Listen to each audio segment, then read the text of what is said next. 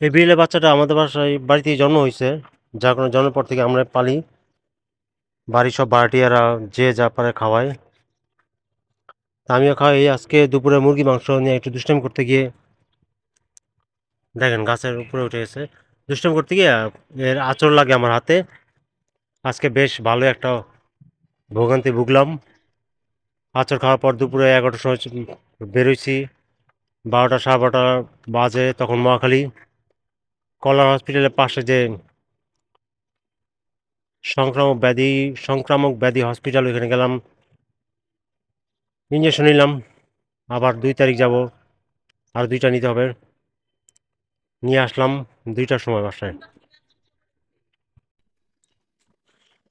আসলে এরা বন্য প্রাণী তো, এরা তো ইচ্ছাকৃত কাউকে আঁচড় বা কামড় দেয় না।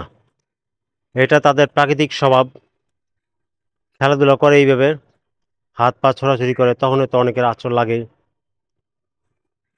যাই হোক, রিস্ক না নিয়ে, যদিও যতটুকু জানি যে যেগুলি বিড়াল বাড়িতে পালা হয় ওগুলি অত সমস্যা হয় না, কারণ বাইরে যেহেতু যায় না, অন্য বিড়ালদের সাথে মিশে না, রোগও হওয়ার সম্ভাবনা থাকে না, কি রোগ হওয়ার সম্ভাবনা কম থাকে। তারপর দিয়ে আসলাম টিটানাস, র্যাবিস ইঞ্জেকশন। বলা তো যায় না, হয়ে গেলে তার কোনো রক্ষা নাই।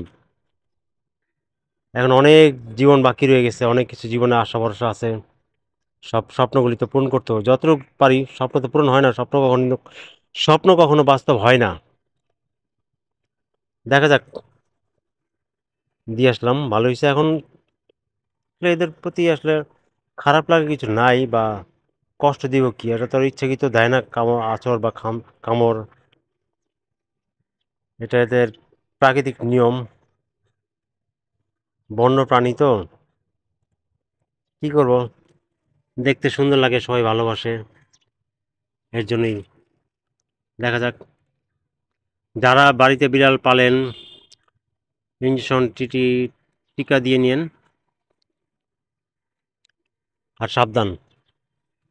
যতই আপনি বিড়ালের টিকা দিচ্ছেন ঠিক আছে, তারপর আঁচড় দিল আপনি ইঞ্জেকশন নেবেন না তা না, আপনিও নিয়ে নেবেন। ঠিক আছে, তাহলে সবাই ভালো থাকুন।